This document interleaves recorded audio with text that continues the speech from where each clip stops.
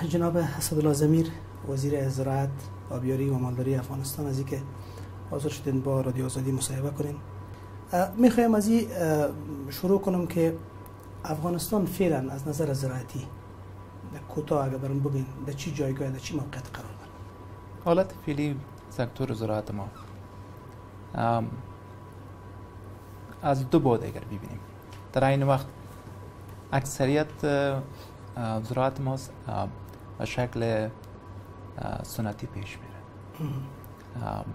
مردم با میتودهای نو، اکثریت اگر بگیم بلد نیست، شیوه های نو زراعت معرفی نشده، تخم های اصلاح شده کم معرفی شده، یا روش باغداری بهتر، یا بخش های نهاله های تصدیق شده. مگم این یک بود است. در این وقت حالت قسمت دوم، حالت فعلی زراعت ما است که اینمی بخش ها داره که مردم باش بلد میشه. اگر تمام افغانستان تحت پوشش نامده، در هر ولایت ما یک یا دو یا سه ولسوالی مردم هم تخم اصلاح شده برشان میرسه، هم برشان میتود جدید باغداری برشان معرفی شده، هم در قسمت اصلاح نسل گاو کار شده، و هم در قسمت پروسس و تولید پروسس سبزیجات، تولید سبزیجات یا باغداری از گرین هاوس هایی که ما داریم. این روش های یک حالت مکس داریم. خب یکی از مسائل در چند سال گذشته می بوده که همواره با هر مقام بخصوص در وزارت زراعت که صحبت شده، مصاحبه شده، بیشتر گفته که روش های یا متد های سنتی است، قبلی است. در حالی که در کنار از او صحبت از این هم میشه برای که زراعت افغانستان باید عصری شود، مکانیزه شود. کارهایی که تا فعلا شده شما راضی هستین؟ اگر نشده به خصوص شما که تصدی از وزارت را پذیرفتین، تا فعلا از کارهای خود راضی هستین؟ به چیزی که نیاز کشور ما است، نیاز دهقان و باغدار و مالدار ما است، ما اگر در 24 ساعت هم کار کنیم کم است.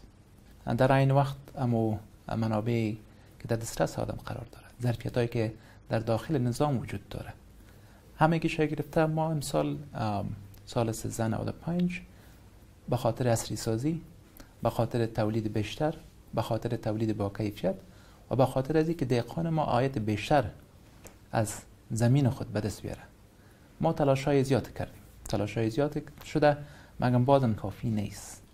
اگر ما اینمی تلاش‌هایی که امسال کردیم ایره دو چند و سه چند و ده چند هم بسازیم، همه دهقان خود تحت پوشش ما ناوردیم. و این امید است که یک جا با ادارات زیره ما تلاش‌های خود بیشتر در سال که در پیش داریم، او دهقانای ما که تحت پوشش امسال نامده سال بعدی بیه. از تخم اصلاح شده جناب وزیر یادآوری کردین. تخم اصلاح شده یک موضوع بسیار مهم است، به دهقان هم اشاره میکنن در مناطق مختلف.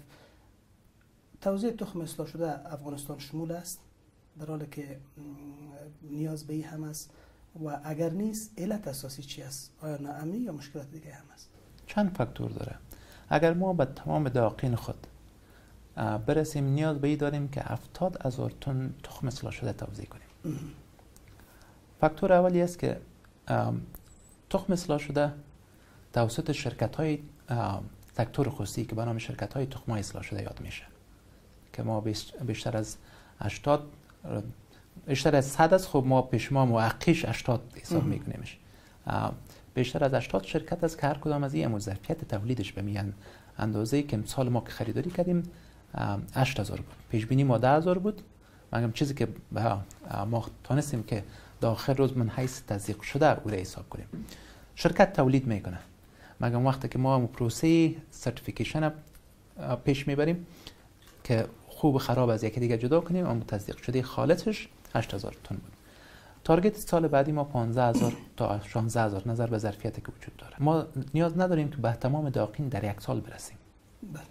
علتش است که ما مثلا با 200,000 دهقان امسال ما تخم اصلاح شده توزیع کردیم.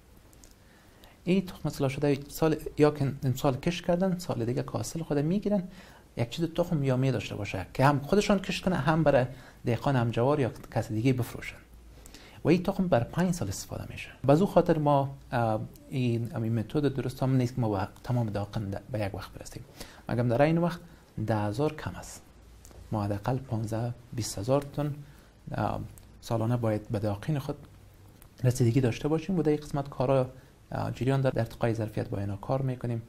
در آموزش ها هم رایشان کار میکنیم، در پروسس هم رایشان ما ماشینالات لازمه برای چندین حساب شرکت ها دادیم که ما همو دستگاه پروسس و پاککاری تخم برشان توزیع کردیم تا ما کیفیت تولید تخم بلند. خب از زراعت در افغانستان به خصوص به حیث ستون فقرات اقتصاد افغانستان نام برده میشه. با اهمیت چه وقت ما به خود کفایی خود رسیدیم از نظر زراعتی یا از نظر محصولات زراعتی در افغانستان؟ وقتی که موضوع خودکفایی یاد میشه عمده‌ترین موضوعش گندم است یا حبوبات است که حساب بگیریم و پالوی از او باز دیگه محصولات هم میه، سبزیجات تمامش میه. یا گندم من مثال میگیریم و دیگه شما اشاره میکنیم. اگر فاکتورهای دیگه که منابع کافی داشته باشیم، ظرفیت بلند ببریم، ما انشالله تا 4 نهایتش 5 سال دیگه خودکفا میتونیم شویم و او هم سطح تولید باید بلند ببریم. ما در داخل افغانستان ولایت‌هایی داریم که سطح تولیدش از سطح تولید منطقه یا همسان است یا بیشتر است و ما ولایت‌ها و مناطق هم داریم که بسیار پایین است.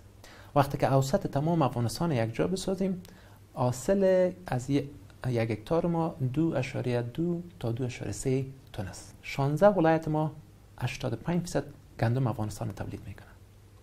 تمرکز ما سر این 16 ولایت زیادتر است. به تمام افغانستان ما توجه میکنیم، مگر زیادتر توجه ما به این 16 ولایت است که اینا سطح تولیدشان بلند بره، ضایعاتشان کم شود و تخم اصلاح شده باید داشته باشه که ما را میتونه به خودکفایی زودتر برسه. آقای ضمیر، زمانی که از افزایش محصولات صحبت میکنیم، از حاصلات خوب زراعتی صحبت میکنیم، موضوع مارکت هم مطرح میشه. بله. یکی از مشکلات همواره می بوده و دهقین شکایت شمی است که مارکت بر فروش محصولاتشان نیست، بخصوص از سبزیجات و از میوه. دی قسمت چی کارایی شده؟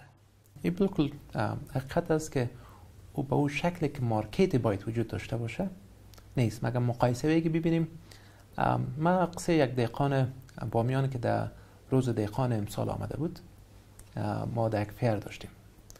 او همونجا خیست آواز کرد که پارسال سالهای گذشته ما یک سیر کچالو را به مشکل به 40 افغانی مفروختم، امسال ما به 120 هم نفروختم. دلیلش بود که ما ذخایر پیاز کچالو را امسال در حدود 1600 ذخیره پیاز کچالو ایجاد کردیم. یک از کچالو مشخص بگوییم در حدود 7.5 ذخیره کچالو در ولایت بامیان. من حیث یک مثال میگم. این باعث از این شده که دهقان ما مجبور نیست همون وقت بفروشه. قسمت دیگه ای است که از هنوزم در بخش باغداری ما با او عایده که باید دهقان ما بگیره، با وجود از این هم اما قیمت که دهقان ما زحمت میکشه او برش کافی نیست. کاری که این است، ما در قسمت مارکت یابی هم تلاش کردیم که یک جا با وزارت تجارت بعض نمایش‌ها را بگیریم و خود وزارت تنها هم رفتیم. ما در هندوستان نمایشگاه داشتیم، در دبی 4 هفته پیش 5 هفته پیش داشتیم که در اونجا قراردادهای بسیار خوب امضا شد و در این وقت همین نمایشگاه زراعتی کابل، در نمایشگاه زراعتی کابل که 3 ماه قبل بوده، 135,000 نفر در 3 روز آمدن و در حدود فروشات پرچونه که بگوییم 68 میلیون افغانی فروشات داشت و تقریبا 250 میلیون افغانی قرارداد صورت گرفت. این محدود به کابل نساخته میشه، در هرات هم بود، در قندهار هم بود، در هلمند هم بود. مگم هنوز هم کم از این کارا. قسمی که یاد کردم از این کارا باید بسیار زیادتر شود. وزیر صاحب، از ذخایر یادآوری کردین از بامیان، اما نمیشه که صرف بامیان کل افغانستان حساب کنیم. شکایت دهقانی است که سردخانه ها هنوزم نیست و یا بسیار کم است، ذخایر نیست و به گونه مثال مثلا پیاز فعلا در ولایت هم جوار کابل شما بیشتر از لوگر و از جای یادآوری کردین، من هم از لوگر مثلا سیر 20 روپیه از لوگر، یعنی که بیمونه که هیچ قیمت نداره و اگر بعضا قیمت هم داشته باشه بسیار کم، مثلا میره به پاکستان، به گونه مثال با پاکستان بورد یک فرصت مناسب پس 5 چند یا 5 برابر سر قیمت میفروشه. اگر 50 میخره پس سر ما 200 میفروشه. این مشکل چرا تا رسیدگی نشده؟ اگر ما خب بامیان یک مثال بود، ما ذخایر پیاز هم در ولایت کابل ایجاد کردیم. در ولایت کابل 135 ذخیره پیاز امسال جور کردیم و در ولایت بامیان پروان بین 85 تا 90 ذخیره پیاز بود. اگر ما بازارها ذخایر هم جور کنیم بازم کم است. مثال لوگر بالکل واضح گفتین داقنی که اونجا ما رفتیم از نزدیک دیدیم 20-25 افغانی یک سیره میفروختن. کاری که ما چند وقت پیش رفتیم شروع کردیم امیال زیر کار است 2 سردخانه بزرگ نسبتاً بزرگ بگوییم که برای سبزیجات و میوه‌جات استفاده میتونه شود که 100 تن و 200 تن امیال زیر کار است. و در این وقت به خاطر ذخیره پیاز که ما مشکل به اون شکل دیدیم بر سال 1396 ما چندین ذخایر پیاز در نظر داریم در پلان خود داریم. ذخایر پیاز ما از نمیتونیم محدود به بامیان و کابل و پروان بسازیم. ما در بدخشان هم خود تولید داریم، در هرات هم داریم، ولایت‌های دیگه هم داریم. این است که باید زیادتر شود و دوام میکنه. موضوع نیاز سردخانه واقعا قسمی که یاد کردم بازارها سردخانه نیاز است. ما حکومت دونرها میخواین نمونه‌ای شروع کنن.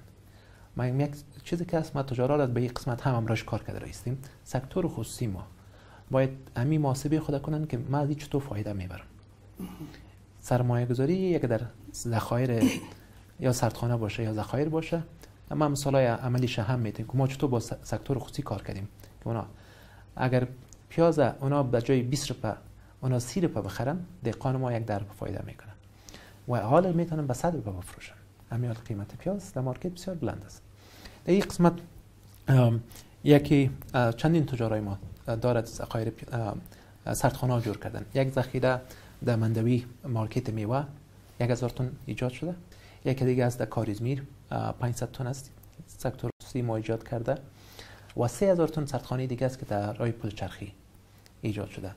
500 تن ذخیره سردخانه داریم در ولایت قندار. مگم این باید زیاد شود. امیاله هم ما پلان سر این پلان کار کرده رئیسیم. امی متخصص که از ژرمنی آورده بودیم. این بود که ما چطور سردخانه ای سیستم سولری را باید ایجاد کنیم. خب از زراعت صحبت کردیم. موضوع آبیاری یک چیزی است که برای زراعت خب اساسی است. مشکل کمبود آب در افغانستان بعضا مطرح میشه و بیشتر دهقین به خصوص در برخی ولایات اونا شکایت میکنن که آب برای زمین های زراعتیشون نداره و به خاطر حاصلاتشان یا کم است و یا هم بعضا میسوزه. به خاطر ایجاد بندهای آبگردان خب اگر اساسی است و یا هم شاید موقت و ریگی چی اقدامات شده چی کارهای شده؟ قسمی که شما گفتین زراعت ستون فقرات اقتصاد ماست، آب ستون فقرات زراعت است. و در اینجا ما در حدود 200 پروژه آبیاری را امسال تحت پلان داشتیم و کارهایش عملی شروع شده. از 200 پروژه 68 پروژه ما تکمیل 100% شده. 110 پروژه دیگه ما تقریبا بیشتر از 80% تکمیل شده و بر سال دیگه تعداد زیادتر میشه. این یک خط است. در این وقت که ما میگیم آب کافی داریم دهقانای ما از مشکل آب شکایت میکنن. یک دلیلش است که ما ببینیم بیش از 22,000 ما شبکه‌های آبیاری در افغانستان داریم. یک مشکلی است وقتی که آب از سر بند حرکت میکنه تا به دهقان ما میرسه در خود مزرعه در حدود 45% آب ضایعات داریم. کانال ما و شبکه‌های ما یک پخته بود از بین رفته. از 200 پروژه آبیاری که ما براتون مثال دادم این دمی قسمت کار میکنه که ما ایده بازسازی کنیم. سرعت آب زیاد میشه، ضایعات 45% و 20% دیگه زمین تحت آب میه. اما زمینی که آب ضرورت داره این یک قسمت است. قسمت دوم که زمینای ما اون قریه هم شما دیدین تو یک برابر نیست. وقتی که آب اعلام میکنیم در یک جای زیاد چیز میشه در دیگه کم میشه. اینجاست که آب زیاد هم نقص میداره و آب کم هم نقص داره. ما در قسمت هموارکاری زمین لیولینگ که میگیم هموارکاری زمین کار کردیم. این هموارکاری خود حاصل بلند میبره. یک دیمی 15 سال هر سال 100 200 300 شبکه تحت پوشش می آمد ما هیچ مشکل نمی داشتیم. و موضوع دوم موضوع بندا است. ما در بندای اکثرا موضوع بند به وزارت انرژی و آب تعلق داره. خب باز هم ما در قسمت امی بندای خاکی خصوصا بساط للمی ماستک در این هم بعض فعالیت ها داریم کارا میکنیم که بعض بندای کوچک جور کنیم و چیز دیگه که 600 حوض آبیاری ما امسال جور کردیم. حوض آبیاری یک کوچک است که خصوصا برای باغداری است. موضوع مالداری یک موضوعی است که خیلی ها مهم است و یک تعداد زیاد از مردم افغانستان با مالداری سر و کار دارند. چنانچه در بخش زراعت یادآوری کردین در مسائل محصولات و موضوع آبیاری، به بخش مالداری چقدر توجه شده و در این قسمت از غصب مالچرها هم صحبت میشه که یک مشکل عمده است. در این قسمت چی کارایی شده؟ چیزی که باید اعتراف کنیم که در 15 سال به این طرف بخشی که واقعا هیچ توجه برش نشده بود یا بسیار جزئی شده بود بخش مالداری ماست. کارهایی که فعلا صورت گرفته، ما هم در قسمت واکسین بیشتر از 4.5 میلیون دوز واکسین امسال ما تطبیق کردیم. واکسین های زونوسیس و بروسلوسیس و غیره در مواشی از طریق کلینیک های خصوصی شخصی که ما جور کردیم. ما همین ترویج بخش مالداری را خصوصی ساختیم. این است که در قسمت صحت حیوانی کار صورت گرفته و یک لابراتوار تولید واکسین که تولید سالانه 1.5 میلیون دوز است با وجود که نیاز بسیار زیاد است. کار دیگه که ما آغاز کردیم این است که اصلاح نسل است. ما از هالند یک چند باقاقو بسیار خوب آوردیم به قیمت بسیار، البته قیمتش چون تمام میشه، و همچنان نسل‌های خوب از افغانستان جمع کردیم. در فارم بینیسار و عالم سیستم القای مصنوعی هم فعال شده که ما باید نسل در 3 سال دیگه تغییر بدیم. یک نسل خوبتر باشه، آینده به جای 1 لیتر و 2 لیتر 20 لیتر و 30 لیتر شیر بده. مرغداری به می شکل، مرغداری بسیار خوب رشد کرده. ما سکتور خصوصی رو تشویق کردیم، خود ما فارما را ایجاد کرده رایستیم. هنوزم یک مقدار دور هستیم از خودکفایی، مگر به سرعتی که سکتور خصوصی علاقمندی خود نشان میده ان شاء الله زودتر میرسیم در بخش مرغداری. بخش چیزی که کار بالکل نشده بود بخش ماهی پروری است. هم در بند قرغه یک 20,000 بریدر فش که میگیم که به خاطر تولید نسل است و در بند سلما هم یک 50,000 معرفی کنیم و اساسا ما مراکز تولید نسل در ولایت‌های مختلف شروع کنیم. قسمت علف چرا گفتن یک مسئله است که یک موضوع غصب است، دیگه تحت پوشش زراعتی آوردنش است. وزیر صاحب یک سوال دیگه در مورد دویی که تمام وزارت‌ها شکایت از غصب زمین‌های مربوطشان داره. حتما وزارت زراعت هم شکوه و شکایت داره از این قسمت. بالکل. تمام ولایت‌ها که هستند بالخصوص او مناطقی که نامن است. حتی مناطق امن هم است. این است که از گذشته یک چیز سند جور کردن. اگر ما مثال از ولایت کابل بدم، جایی که امن است، زمینای فرمای ماست، در هر ولایت یک کم بیش غصب صورت گرفته. بسیار تشکر وزیر صاحب، زنده باشین.